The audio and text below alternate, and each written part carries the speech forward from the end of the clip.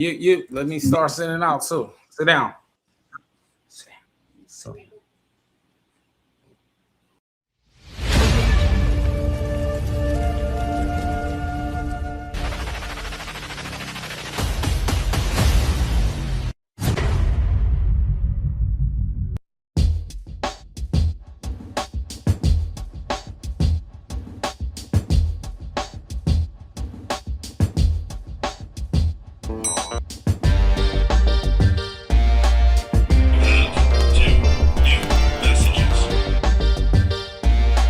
Hey, what's up, bro? How you been?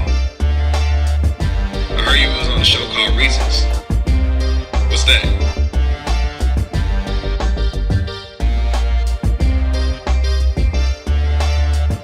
Hey, fat boy, what's up, man?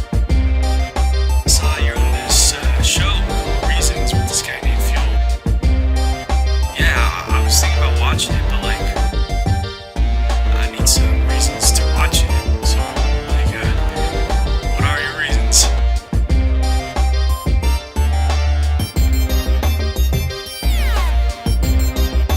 You have 0 new messages.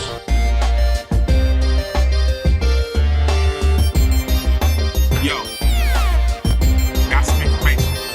Yep. They asked me, what should we do?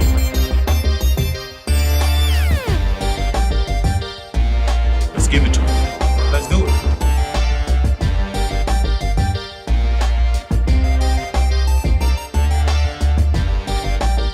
From Dallas to LA, from KC, Florida to LA. We watch Reasons, and it starts now.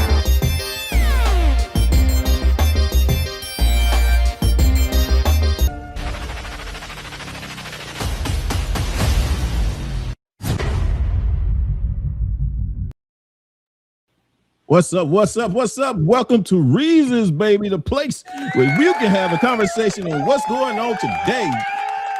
Hey, sorry about the late start, you guys. Sorry about the late start. Technical difficulties, you know what I mean? But we here. We're in the house. What's up with it? It's your boy Fuel in the house. Fat boy in the building. You already know what type of time we on. We are here. Yes, sir. Yes, sir, man. How's it going, man? How you doing, dog? Since that little delay. It's and good, shit. man. We got in here, man. It's out of a day today, man. Listen, we made it, man. We made it through it. I left my lunch pail. I gotta go back and get it, but that's a whole other story. Why you gotta? You can't. What? You get you 2 lunch pails. How about that? So you don't have No, to my go. food is actually in there. I need my lunch pail. Oh, so you gonna get that food? Yeah, I huh? need my food. I ain't mad at you. I ain't mad. Hey, guys, we got a great lineup for you guys today. We got a great lineup for you guys today. I got a dear brother and sister. It's gonna, and you might want to put your kids to sleep. You know what I'm saying? For this dear brothers. No, it's pretty good. It's not bad. It's not bad. Also, we're talking about overcoming imposter syndrome. If you guys don't know what that is, we're going to get into it. We're going to. Matter of fact, man, I don't know. You want to get the history of blackness first, or you want to go and get into this? No, I think we get the history of blackness first. You know, Yeah, we can go get to history of blackness. We're running behind, all right. So let's go ahead and start off, you guys, with the history of blackness with your boy Fat Boy. It's going on. Y'all know who it is this week. Let's go.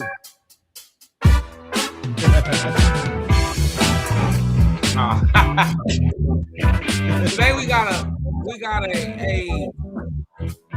a stellar a thespian, a leader, just a cultural icon, man. He's been doing this a long time. So today, once again, welcome to another set of History and Blackness. My name is Fat Boy. I'm about to get my real name. My name is Fat Boy. And like I said, it's another segment of History and Blackness. And today we honor James Earl Jones. And so once again, today we honor James Earl Jones Jr., born January 17, 1931, and he just passed away September 9th, 2024. A legendary actor whose voice and presence reshaped American theater, film, and television.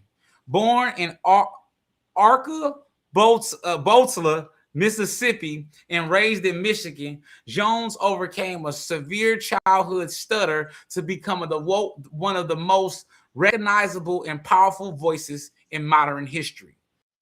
He studied drama at the University of Michigan, where he found both confidence and purpose, laying the foundation for a career that will span more than 6 decades. James Earl Jones rose to prominence on a Broadway stage before becoming a cinematic icon. He is one of the few performers to achieve the prestigious EGOT distinction, winning an Emmy, a Grammy, an Oscar, and a Tony Awards. His commanding voice brought life to unforgettable characters, including Darth Vader in Star Wars and Mufasa in The Lion King, while his on-the-screen performances in films such as The Great White Hope, Field of Dreams, and Coming to America showcased his extraordinary range. Beyond entertainment, Jones shattered racial barriers, elevated Black artistry, and redefined what authority, dignity, and excellence sound like in American culture. This is History in Blackness, where we honor those who turn adversity into mastery and use their gifts to shape generations. James Earl Jones reminds us that our voices matter, our presence carries power, and our legacies echoes long after the curtain falls. All right. That's what's up. That's History in Blackness, baby. With Fat Boy James Earl Jones, man. Hey. You know what I always go, Luke. How you say it? Luke, I am your father. Yeah.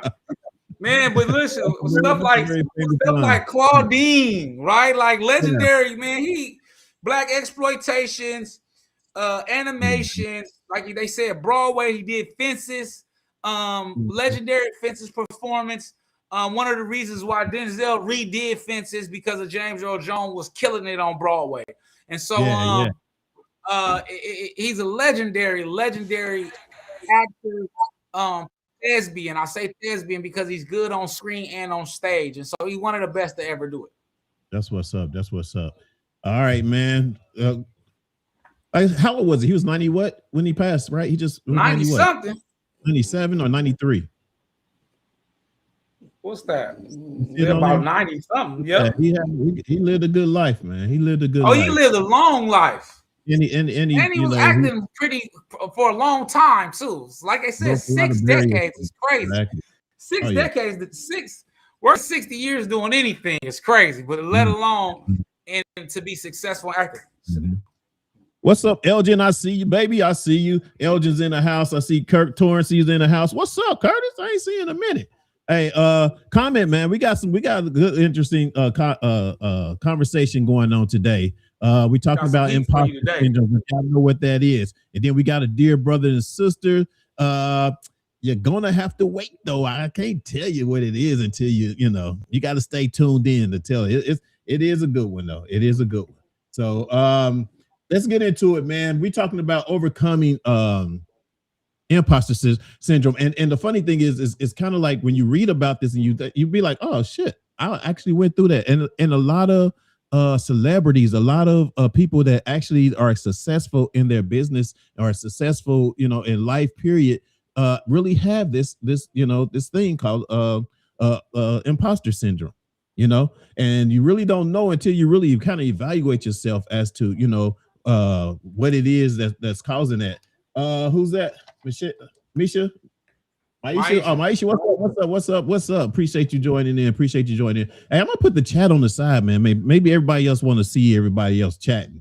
I'm gonna put that on the side, man, so we can. I'm gonna try it one time. Can you see it? Oh, can you see it over there? Yep. Mm-hmm. Yes, sir. All right, I'm gonna try this one time. I don't know how this is gonna work. Okay.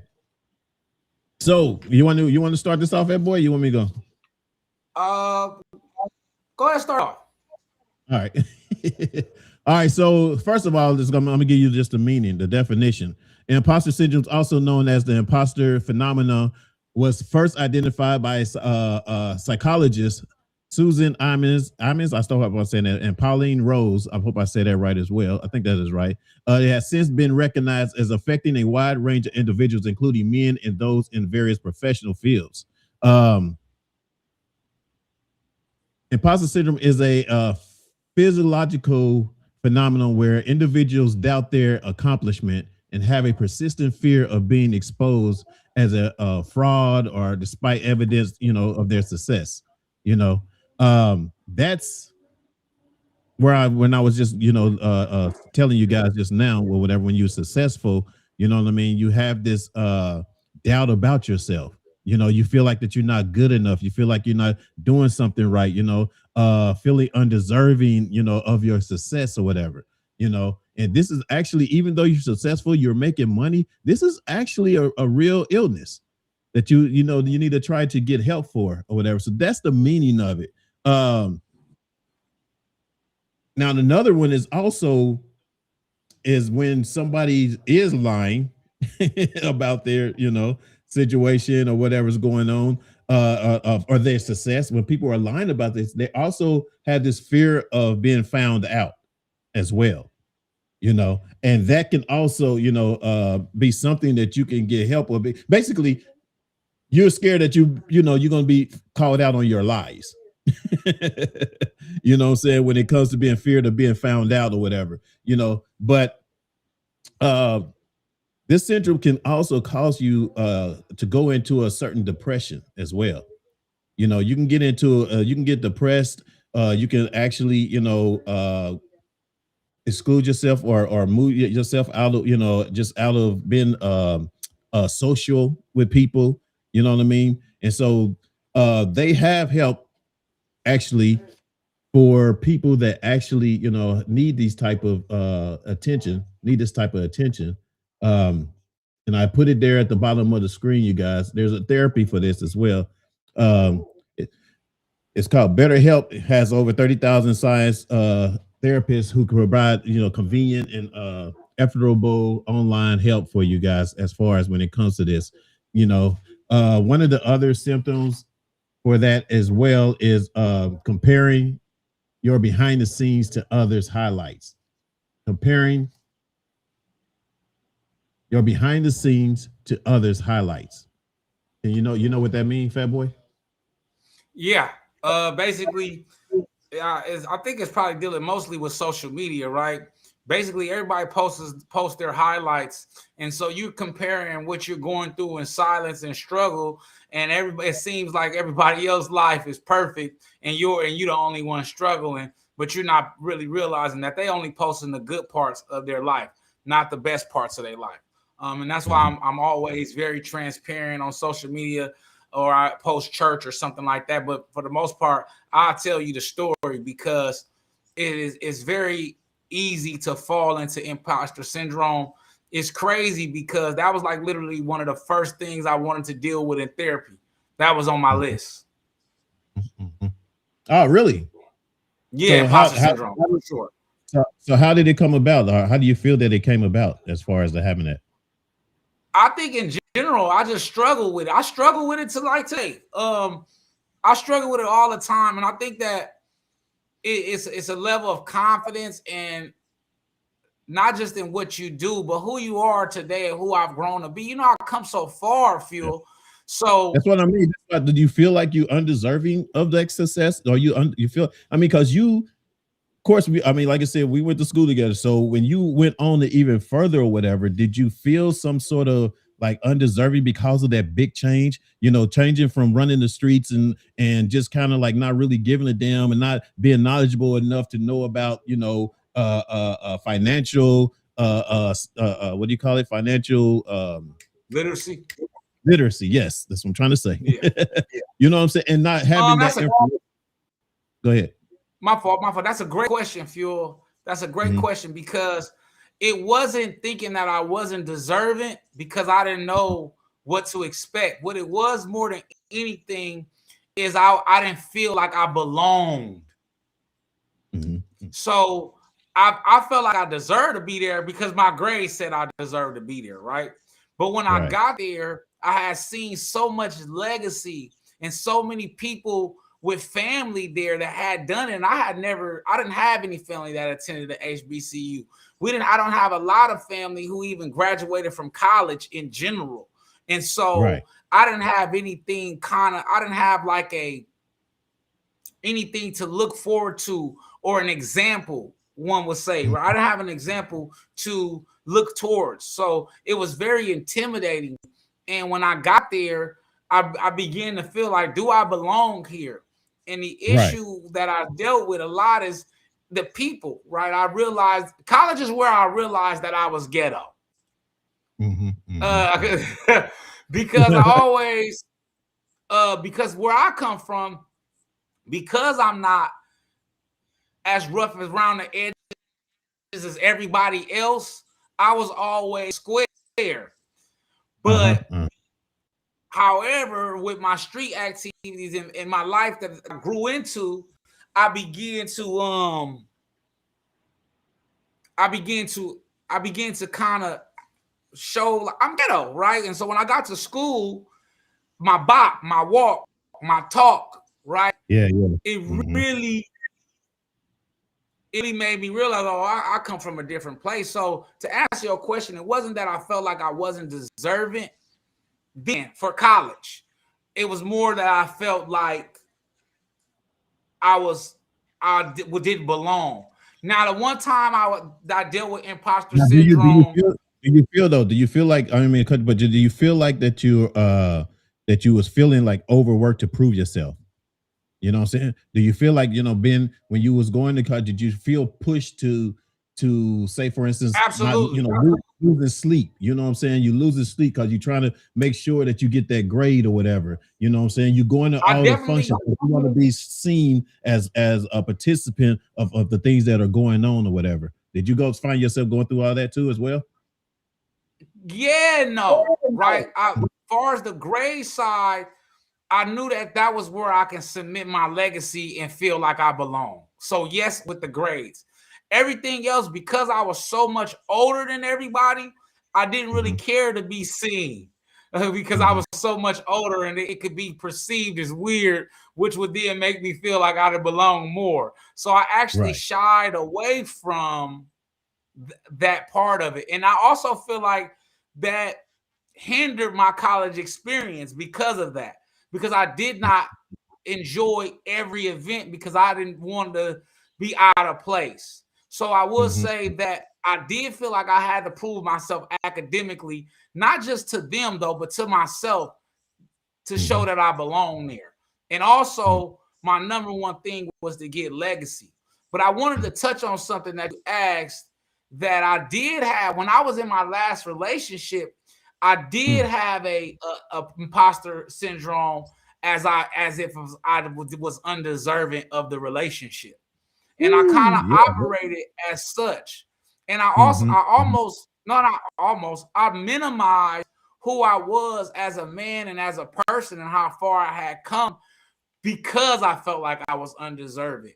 And it caused depression and it caused anxiety because I felt like, well, I wasn't prepared to be in that relationship. And I felt like maybe I wasn't deserving of that. And that was far from the truth. Because I had accomplished so many things and I had grown so much to that point as well. Right. But then also though, when it comes to relationships, that person can make you feel that way. For sure. So it's kind of like, although we take the burden of putting the blame on ourselves, you know what I'm saying? It's also the reaction of the person that you're with that causes you to basically, feel that way. When you have that relationship with somebody that don't have a lot of confidence in you or trust you or support you, you know what I mean? And then they're more so talking negativity or whatever, or constantly trying to push you to do something that you don't want to do as far as career wise or work, just so it can please their situation and what they got going on right now, type of thing or whatever. It's kind of like I've been in situations where my girlfriend at the time wanted me to be a firefighter or a different career far from what I wanted for myself. And there was a time when I was, of course, at the time when I was younger, I was working in a warehouse. I wasn't going to be working in a warehouse all my life, but the person that I'm with or whatever feel like it's a regular 9 to 5. This is it. This is it. This is all you need. They don't need nothing else or whatever. You know what I mean? And not really caring about what what I felt, what I wanted. You know what I mean? And so when you let that bother you and cause that imposter syndrome or whatever to come in or whatever, yes, you're going to dwindle down to depression because you're not happy. You're not happy with yourself. You know what I mean? Mm-hmm. And so when you're not happy with yourself, of course, it's going to put a big delay on things that you do and accomplishment that you make in life, And some people don't realize it. Some people don't realize that's what they're going through. That's why I like this conversation. That's why I'm glad that you brought this up, poem or whatever, because these are things that people don't recognize, until it's kind of like too late or it's over. You know what I mean? And so some of the other things, and I'm gonna let you go on there to give the reframing negative about that or whatever as well, and then we'll keep going from there. Okay, I got you right now. And so it's something that I had to do. I learned in therapy actually is identify eternal criticism. I think that what we have to do is, this is something I struggle with to this day, y'all. This is I literally have an issue with not appreciating and recognizing the intangible things that I've done, because I'm so focused on the tangible things to hold on to. So it's so easy to forget about that when you constantly have internal criticism. And so what I've learned along the way to assist with my imposter syndrome, which I'm far away from as I was in the beginning, but I'm being transparent with you all and saying that I still deal with it on a daily, is because I have to check my self-thought, my self-think, and how I feel about myself, my self-criticism, and identify those things. Is that true, or is that just something that I feel about myself? And what I've learned is, you know what overpowers criticism? Hard work, right? Self-criticism, execution solves that problem. And then all you got to do is look back on the execution, and you got to say, hey, I do belong here, right? I am worthy of what I have. But it starts with identifying criticism. Also, I said it already, right? Replacing emotions with evidence, right? A lot of times, because we feel a way doesn't make it true. And I have to address this with a lot of things, right? Whether it's personal, whether it's professional, because something hurts our feelings does not make it wrong. Right. And so what we have to learn is it evidence to what this person is saying, or is it evidence to what I'm saying to myself, my self-talk, right? Or am I overreacting and exacerbating the situation?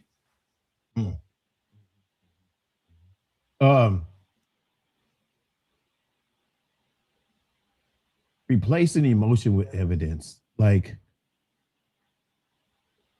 what is it? Can you give me another example of that? I gave it execution, right? So say you have a situation where, let's say with me, right? I started a job I never done before, right? And I was afraid I would be found out, right? So what I would do is, my first month, it was kind of filled with anxiety because I didn't know what I was doing, right? But how I combated that? I showed up, right? I executed what I was supposed to do. I became better each day. I continued to challenge myself. And that was the evidence. The evidence would have shown if I belonged or not. And so the evidence, after putting in the work, showed that I did belong, right? Because I proved to myself and to my superiors and to my peers that I do belong. And that's essentially like, my emotions felt that I didn't, right? But my actions show that I belong. And that is the example. Okay. And shifting from perfection to progress is, like you said too, is another, which I'm reading on here as well. Shifting from perfection to progress, man, is it's to me, I'm asking you, is that like a unbalanced situation? You know what I'm saying? When you're trying to be more perfection as opposed to making, uh progress is what you're doing. You know what I mean? Is there an unbalance in there in that? It is. It is. There is a huge unbalance in that. And essentially, it's understanding that nothing is perfect, right? And so, if you continue to seek for perfection, you then begin to minimize and negate the process. And what I'm learning, right, is what is beautiful about who I am today was the process. Right? When you met me, I carried pistols in my back. Right? I was a different person. I was on a bus. I had no passport. It was the process of that. I think a lot of times, because I was seeking for the perfection, it wasn't until now that I realized, like, damn, look how far I've came. Look at the man that I am today versus the man that I was then. And Because I the appreciated the yourself, right? progress. Yeah, I appreciated the progress along the way, but I didn't really take heed to the progress and how important it was to who I was, because I focused mainly on the perfection side of it. And what I've learned is nothing is perfect. There's always going to be challenges. There's always going to be adversities. You're going to fail. But the beautiful thing about failure is there's lessons in failure. And if you can learn from those lessons, you gain wisdom. And wisdom is a part of the process. Yeah. Welcome, Tracy. I see you, Tracy Norman, in the house. Hey, appreciate Tracy. you joining the podcast. I appreciate. We're talking about overcoming imposter syndrome, Tracy. And you guys, key in on this in this conversation. You know what I'm saying? Because I'm sure there's someone out there that has, had to go through something, to get to a certain level in your job, entertainment, or anything like that, or whatever, where you sometimes feel like that you wasn't good enough, or you didn't reach where you expected, and then you see all eyes on you, but you're also in this depression mode. You're also into this down, this down thing, or whatever. So what we're talking about, and I'm asking Fat Boy a lot of the questions right now, because he's a pure example of recent things that's been going on in his life or whatever, that I can also relate to. But he has a better story for me, because it's kind of weird, because what I'm saying, because I know I seen where we come from, what I'm saying, or whatever. So you explain it a whole lot better because of the therapy that you're going through, and my therapy is through you. No, for real. No, for real. So look, I see you in the house now. Fuel. What's up? Appreciate you. Fuel, ahead, and I always tell him this. Fuel, I met Fuel, y'all, at a very pivotal time of my life. I met Fuel in the process of really trying to save my life. So I met Fuel literally trying to a show, right? Because I was trying to find purpose, right? I was trying to find my way out. And him, and at the time, a gentleman by the name of Almost, those guys made me feel like I belong. I never really said this, but those guys gave me like the courage, like, oh, you can do this, you can do this. And it was I never talked about this. Crazy we talking about this. No, right? It was that broadcasting department. It was you, it was Ozzy, it was Matt, it was Mora, right? It was all of those of y'all who really believed in me. Dio, right? Those people who believed in me before I even knew how to believe in myself. Because literally, I just jumped out on a whim, and I just was trying to save my life. I was at Talking Sports, and that's what I was going to school for, right? I was going to be a sports analyst. I was going to go into communication and do it that way.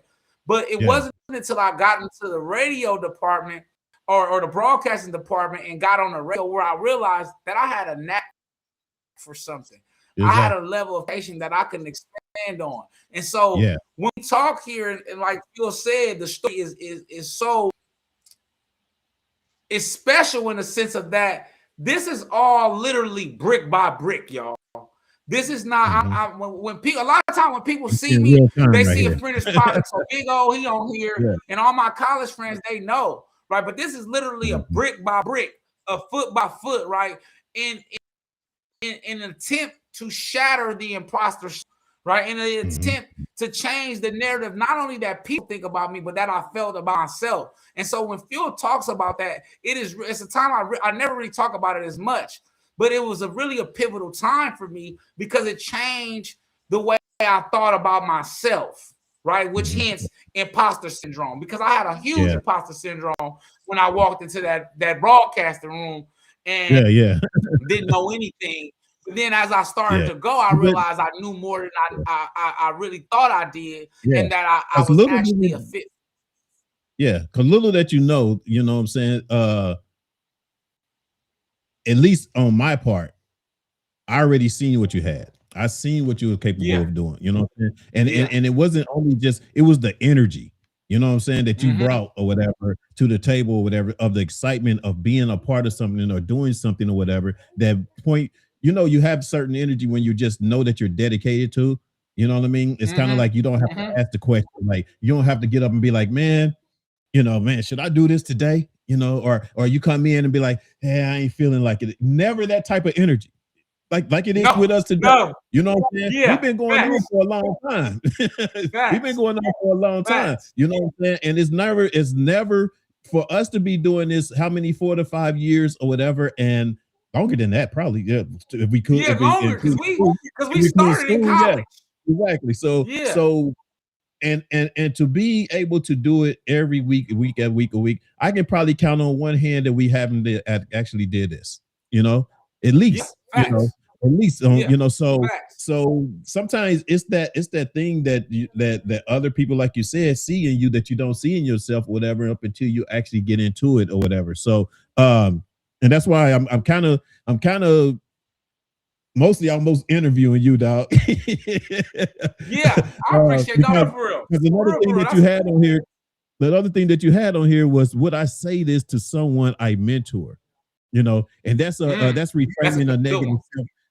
That's really reframing a negative talk. And to understand or whatever as a mentor or whatever, or even just in life or whatever. When you feel like, would I say this to someone else? Would I say this? Would I give this person this type of advice, that type of advice? You know what I mean? Is a thing that you have to listen to, or when it comes to reframing for negative self-talk as well. But go ahead.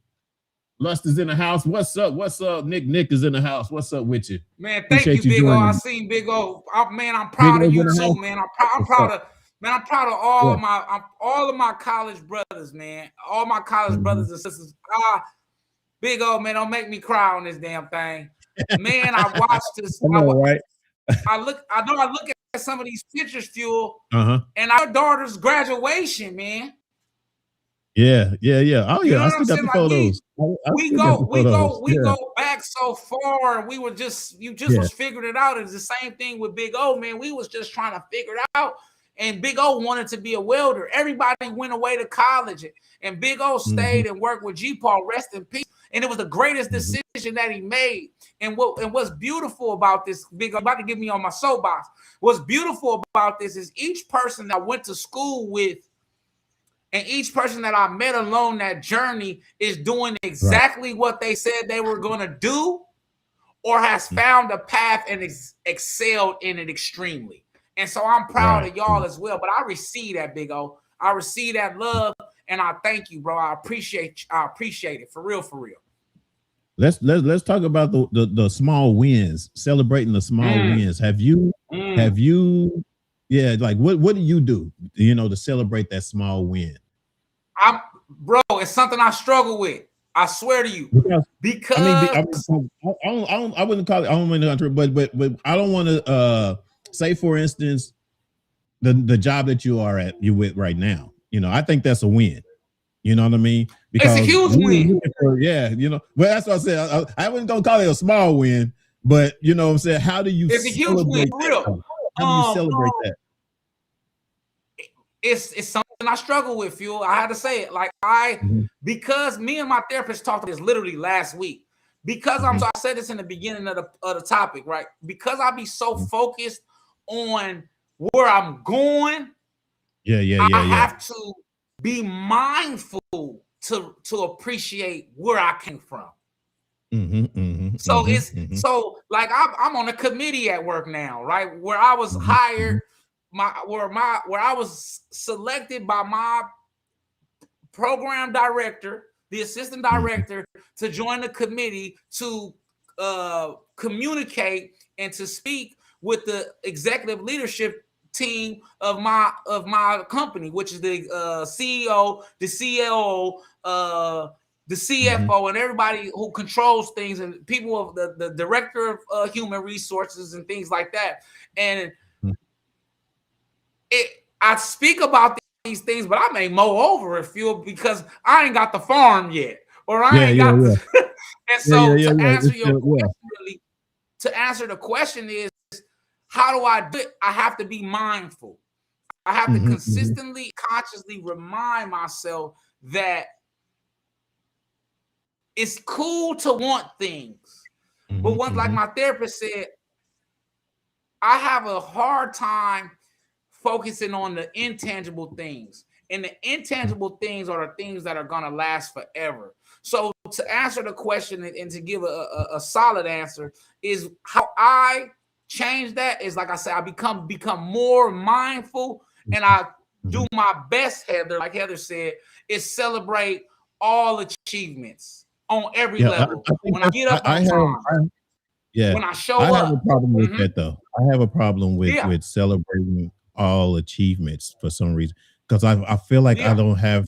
I sometimes feel like I don't have time to celebrate. You know, I feel like that accomplishment. You know, I'm already, my mind already set to move into the next accomplishment, to the next one, or whatever. So I never had time to celebrate. Even when we had the studio, I didn't really celebrate it, except for, of course, just the shows, doing the shows and stuff like that or whatever. But I have a problem, which I need to work on or whatever, because that's also one thing that'll keep you from going into a depression stage. You know what I mean? Because even though that you made it successful or something like that or whatever, your mind is still going. Your mind is still kind of like, is this enough? You know what I'm saying? Or are they looking at me this way? Or are they looking at me that way? You know what I'm saying? Because sometimes I feel like if, whatever my success is, you know what I'm saying, someone else may be looking at me like, oh, he ain't nothing, or he ain't what he think he is or whatever. And you start thinking that stuff to yourself, And so I had to work on getting me out of that mindset of worrying about what anybody else says, So that's kind of like where I'm at right now, you guys. Is like I don't worry about what nobody is saying about me or anything like that, but I do have a problem with trying to celebrate any success, any hurdle that I get over when it comes to finance, when it comes to the career, when it comes to, what I'm saying, I don't know. I sometimes feel like I don't have time to celebrate that or whatever. Nick said, she said, wake up, stay humble, enjoy family, friends. Yes. But I wake up, I stay humble, definitely that. But I don't hang out no more like I used to. You know what I'm saying? When it's time to join family and friends and the holidays, everybody's out of town. So I don't do that, you know what I'm saying? So I say all this is because this conversation and what you're saying helps me as well. You know what I'm saying? It helps me or whatever to recognize some of the things that I need to do. So when I am here by myself, I can, start getting a little bit better at. Go ahead with the I see the comments coming up. Go ahead, hit it up, hit it. I got you, man. Let's where we start. What we gonna start with? Nick, celebrate y'all. Nick says, I celebrate y'all all the time in my prayers. You both have accomplished and achieved. I seen y'all do what you were doing in college, and look at you now. No, for real. I know for real, Nick. Nick was one of our first guests. Our first guests. And Nick, Greg used to pop on for shout out Greg.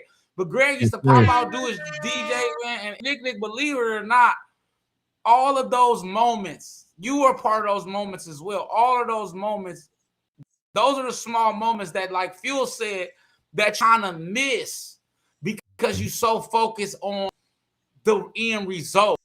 But when I love shows like this, because it gives you a time to really think and appreciate the small moments. I also want to touch on there. Heather says, celebrate with a shot of vodka, playing Yes, your sir. hype song, or standing in and letting yourself with a pat on Right. the with a pat on the back and high at yourself.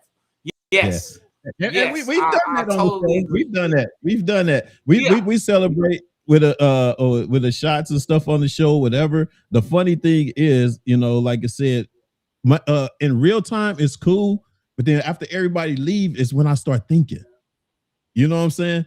Like when we kick it in the studio and we hitting the shots and stuff like that or whatever, everything is like cool, like okay. But then when everybody leaves, that's when when you start thinking. And this is the same mindset that lot of celebrities, a lot of successful entrepreneurs and stuff kind of go through. Like we can celebrate for that moment, but when we by ourselves, how do we handle that? How do we overcome that and not think too much? You know what I'm saying? That's the part that I want to try to, understand.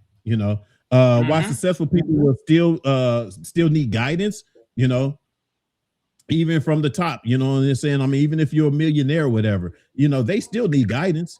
You're going to still need guidance where it comes to your finances. It's going to need where to invest your finances, where to what business and stuff like that to be a part of, all that good stuff or whatever. So regardless on how successful you are with your careers, there's always room for guidance. You know what I'm saying? And you might want to find a good mentor that basically will help you through those things or whatever. But yeah, man. So I don't know, dog. I'm that type when it comes to celebration. It's kind of like I'm cool at the beginning, but when I'm done, it's done. You got the pictures? What pictures? Nick, which pictures you got of us at the studio? We did the double. What was that? A skating event, Nick, or a double dutch event we went to? And Greg DJ that. Which one? It was at the school. At the school? It was like a double dutch event or a skate event. It was an event that really? Nick had invited us to. That Greg DJ that. The dance. Wait a minute, was it the dance thing? The dance contest? Oh, a dance battle, I think. Yeah. The dance battle. Yeah, the dance battle. Yeah. That was downtown, I think it was. Wasn't it downtown LA somewhere? Oh yeah, somewhere over there. Yeah, somewhere like in LA. Yep. Mm-hmm. Focus on your next move instead of being in your head too much. Read. Yes, thank you, Nick. That's definitely. That's exactly what I'm gonna do. You know what I'm saying? Quit thinking so much. You know what I'm saying? And think, yeah, exactly. Appreciate it. We got some more, but right now we're gonna go ahead and take this little break, and because we got some more, we're gonna talk about some more overcoming imposter syndrome. And if you guys got questions, and everything, you know what I'm saying, hit us up, put them in the comments. As you can see, we reading the comments. I put them on the side now, so people don't think I see y'all comments and stuff like that. If you want other people to respond to you, whatever, you got it right there. All right. So real quick though, we're going to take that little break. Y'all know what it is. All right. Just take this little break and we'll be right back in just 5, 4, 3, 2. Ooh.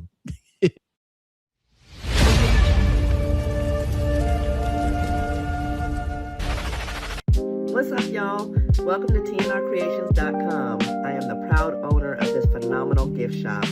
Y'all gotta check us out. We have bags, we have water bottles, we have photo slates, we have name-meaning plaques, and so much more. I would love to have you as a customer. Check us out, TNRcreations.com. Thank you for your support.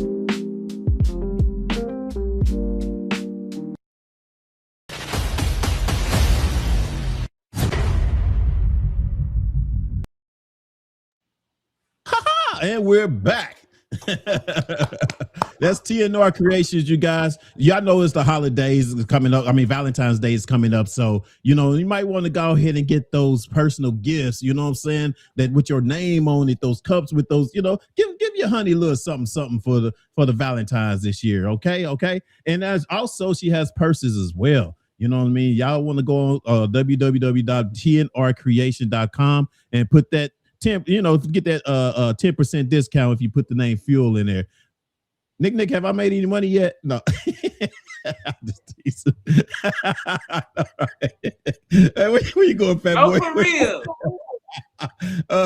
Well, oh no, she just had a comment. What she say? You stay in your head. You can fall in depression because you're not where you want to be, but you have to focus on where you want to go. Don't get stuck. That's the part. Not getting stuck. You know, I don't like the fact of especially when I'm trying to accomplish something, I want it right then. You know what I'm saying? And it's always some sort of delay. You know what I'm saying? It's always something that you got to get over to get there. You know, even when it comes to our watch time to get monetized and all that stuff on this show, you know what I'm saying? That's the frustration that, you know, but then like you said, you always got to have something in your head to move on, to focus or whatever, and just not fall into the depression of, oh man, I got to get these numbers up. Oh, I got to do this or whatever, you know, and I'm learning. I'm learning. So that's what's up. All right. Look, I'm gonna say we're speaking of Fat Boy today. Because I love this conversation, man. I like that we're talking about this because it's something that we really kind of ignore because we don't know exactly what it is. You don't know you having a imposter syndrome or whatever, you know, up until this conversation that we're having right now today. You know what I mean? Why successful people still need guidance? I think we basically talked about that, you know, because of the fact that you're not celebrating enough, one, or two, that you feel overwhelmed or you still feel like someone is looking at you. You know what I'm saying? And when sometimes when you think somebody is looking at you, you know, you feel like you got to do more. And if you're not moving, you feel like now that you're not succeeding because of what somebody else is expecting from you or whatever. You know, so basically you're in your head, you know what I mean? When actually those people are actually really looking up to you or whatever and wanting more, it's because they see some more, you know, something more in you, you know what I mean? So we have to look at it like that as well. She said, nope, not yet. But it will happen. Yeah, absolutely, Nick, absolutely. Renee said, what's up, Renee? Good talk. Appreciate you. I also want to double down on what you said, Nick. I think it's important to realize that you're exactly where you're supposed to be. Right? The thing that is, so this year I've probably done more progression. The last year, 2 years, I've done more progress. We done lost Fat Boy. I don't know what happened to him that way. But what, you on your cell phone or something? What happened to you? No, I'm on a computer. I don't know what just happened. That was crazy. I was about to say something deep. It wanted to throw me off. Gee, that's what it was. Right. Damn, I say. What I realized is though, y'all, is that I was going somewhere. What was I saying? Don't worry about it. We're talking about just the guidance, you know. So the reason why what I was saying is we got to always realize we are exactly where we're supposed to be. I've done a lot of progress in the last 2 years because I realized that I'm here because I am here. And the beautiful thing about that is that means I can go to where I want to go and it's all up to me. And so when I was able to take responsibility and accountability, but also embrace where I was, because I was a college graduate, right? I was becoming a better father, right? I became better in relationships, right? I had maximized my hustle. I had become well read, right? And instead of focusing on those things, I was diminishing them by making it not enough. And kind of like what Nick said, this can lead to depression and anxiety. And so we have to realize that we're exactly where we need to be to get to where we want to go. Exactly. That's right. That part. All right, man.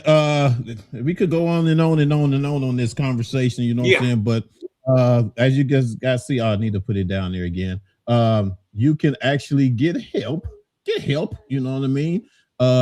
If you actually feeling that you're in that, you know, have that imposter syndrome and sometimes feeling depressed and all that stuff, there is help out there, of course, to to get help for.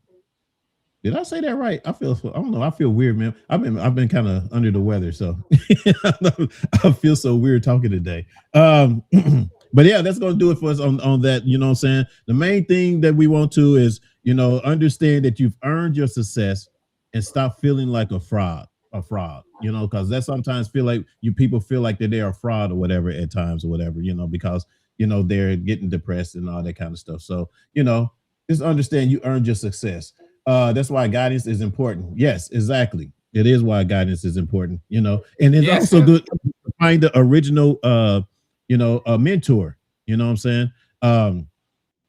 Because I have a friend that actually, or is talking me more into finding, mentors, getting more out there or whatever, because I kind of stay to myself, you know what I'm saying? And I have my own way of thinking as to trying to get this thing going or whatever, and I kind of like took myself away from a lot of the things in the outside world, friends that wasn't a part of what I was doing, friends that are not helping what I do. You know what I mean? If I'm doing something absolutely opposite, just going out drinking at night, hanging out at a bar, or now that type of that ain't helping me none. I ain't, you know what I'm saying?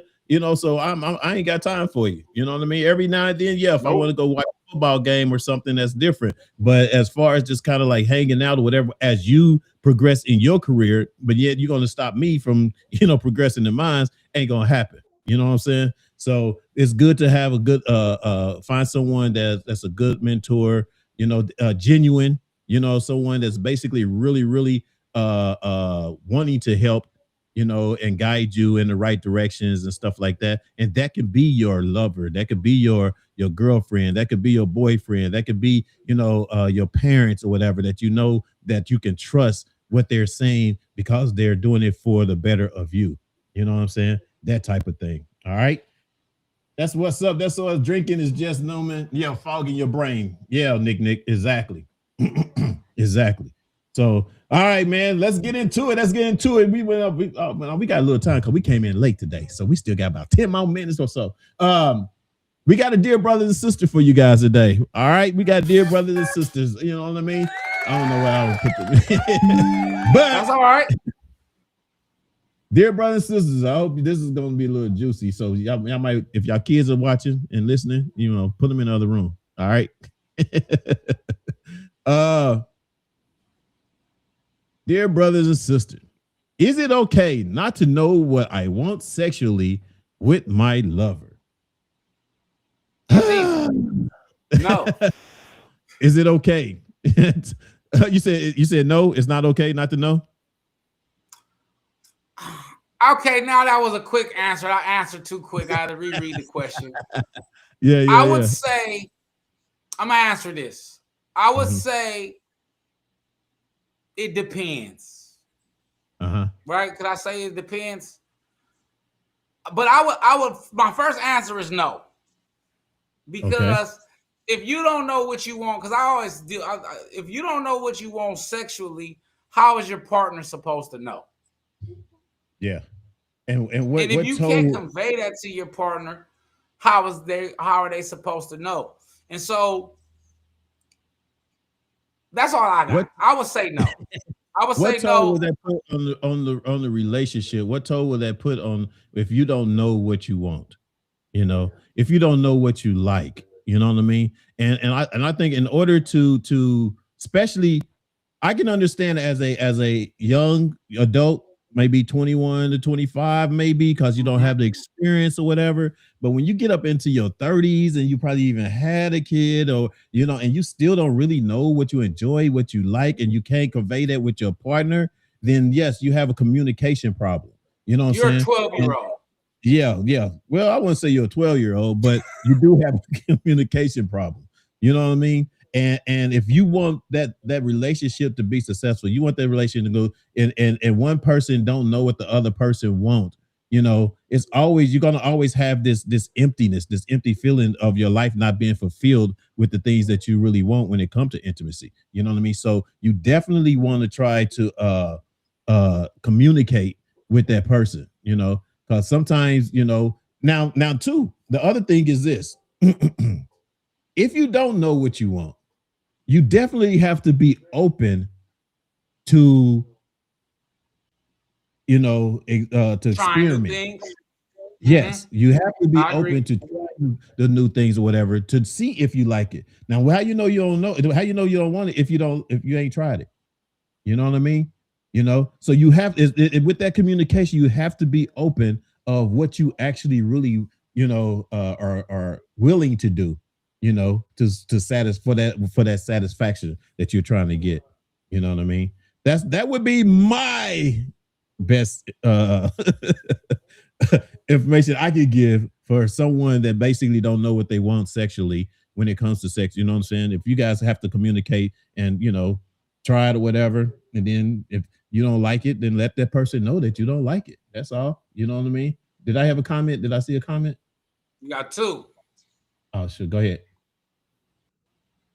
or three. Actually, let's start with Nick. Nick says, no, express yourself. If you don't know what you want, how does he? She knows what to fulfill. How he or she knows what to fulfill. Then she says, boom. Oh. No, for real. And then Starlene says, no, because you have to you have to come in order to explore together. Come in. I Come think in. I think the 6 means something. Come in order. Come six. Yeah, tell us what that means. We don't know that slang. Or was that a typo? But Or I agree in the sense of I think you gotta have communication in common order to explore together.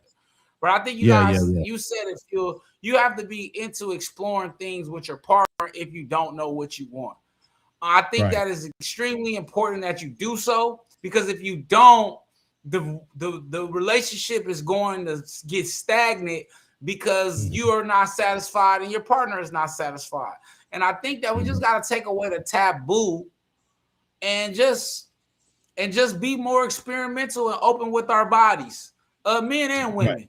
I think for men it's communicate. Okay, all right, yeah. Oh, okay. Yes, communicate. Yeah, I agree. All right, appreciate it, Starling. I appreciate you. You listening? Yeah. You there? That's what's up. That's what's up. Have you ever experienced anyone that basically that that didn't know what they want or whatever and was not willing to try? Or have you ever had that type of situation? No. No. Mm-mm. I don't deal with it. Yeah, that's just that. You want my honest opinion? No, I don't even, because I'm not. How would you deal with that? I have a level of experience. I kind of know with your conversation, you don't know what you're doing. Mm-hmm, mm-hmm. And if you don't know your body, how you expect me to know your body? And I don't got time to be teaching nobody. Mm-hmm, mm-hmm. Okay. Depending. I might teach a little bit. Yeah. I mean, I'll like if someone basically, I don't know why I got that up there. It's dear brother and sister. If someone basically doesn't know what they want, if I was experienced with someone that doesn't know what they want, or scared to express what they want during intimacy, then I feel that it's on me, because I want you to enjoy as much as I'm enjoying. You know what I mean? And I'm not going to be that selfish one to get what I want and not be open enough to give you what you want. You know what I mean? What's up? Gus in the house. Tapping in. As you can see, we're talking about dear brothers and dear sisters. Is it okay not to know what I want sexually with my lover? Was the question. Starling. Am I saying? Is it Starling or Sterling? I thought it's Starling, right? Starling. Okay. Yes, I walked away quickly after I expressed how I felt. You walked away after you expressed what you felt? That the person wasn't willing to compromise or work with you as the things that you wanted, or what? Talk to me. Talk to us. That's a Taylor. Is she related to you, Fat Boy? Related to me? No. Oh, Taylor. Oh, I just seen Taylor. That's why. Yeah, talk to us. That is my friend, though. That is my good friend. I've known her years. I know her before I was even an adult. Oh, so okay. Well, maybe we don't want to talk. We don't want to get too deep in. into that. There you go. Into that. I don't know. Hey, I don't know. you see, What? Fuel though, he can't go an episode without trying to throw me under the bus, y'all. You see what he do? I was asking because I wanted to be careful about what I say to her or ask her. I didn't want to, you know what I'm saying? I don't want to bring up no, no crap Here or you whatever. go. What? I just said I don't want to. Hey. All right, man. Like I said, I mean, actually, that was a pretty good conversation, though. And of course, dear brothers and sisters, if you guys have a dear brother and sister, hit us up, Lube, firedupbroadcasting@gmail.com. Bring in your comments, give us your comment. We're gonna put it on the show and we're gonna talk about it, and we're gonna have all our viewers as well comment on it as well. So you can get some information if you need it, or ideas that you need, all that good stuff, whatever. But to wrap this up on the sexually, as far as knowing what you want with your lover, it really just comes down to talking to them, and if you can't have a conversation with them, then you don't need to be with them, period. All right. Period. That's my thoughts on that, baby. That's dear brothers. Hey, man. Once again, a great show, good conversation. Sorry that we came in just a tad bit late. We had a little technical difficulties, but we're here every Thursday at 6 p.m. Don't miss out. Tell your friends, you know what I'm saying? Subscribe to YouTube, you know what I mean? And also Facebook, you know what I'm saying? Friend us on Facebook. We're on Facebook, YouTube, Instagram, all those social media platforms. All right. That's gonna do it for me, man. What you got, fat boy? Man, I love y'all, man. Like I said, make sure y'all send that dear brother, dear sister that way. No longer than 30 seconds, no longer than a minute. firedupbroadcasting@gmail.com. And then, man, I love every last one of y'all. I love the conversation. This was a good one, a conversation. And I hope y'all took something from overcoming imposter syndrome. Also being able to express yourself sexually with your partner, but emotionally as well. And once again, I see y'all same time, same bad channel. Oh yeah. And guys, even like after this, go online and see, if those symptoms of imposter syndromes, relates to you, so you can kind of get either the help that you need or talk to someone that you need or whatever to get through this. This is what we do on this show. We try to give you, some sort of experience of mental health advice that we've experienced at times or whatever. So I hope this show helped you out a lot. I hope you guys come back next week. We're gonna have some great topics, of course, as well for next week, and continue to spread the word. Continue spreading the word. All right, that's gonna do it for us. So remember, they talking about you behind your back. They behind you for a reason. Peace. I love y'all.